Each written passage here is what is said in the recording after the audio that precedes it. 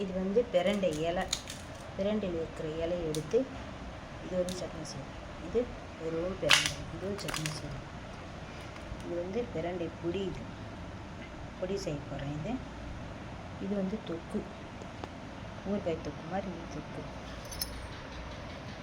இப்போ பிரண்டையில் இருக்கிற எவ்வளவு சத்துமே அதே மாதிரி இலையிலே இருக்கும். இலையில எடுத்து போடாதுங்க. இது இலையில செய்ய போகிறோம். சட்னி இருக்கும், எல்லாமே வதக்கி எல்லாம் ரெடியாக இருக்குது. இப்போ மிக்சியில் போட்டு சட்னி செய்யணுங்க. இது தொக்கு, இந்த பொடி.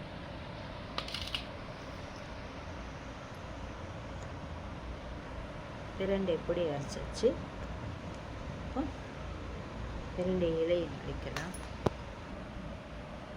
பிரண்டை இலை, பிரண்டை இதாக இருக்குது. பிரண்டையில் எத்தனை வகை செய்யலாம் பாருங்கள்.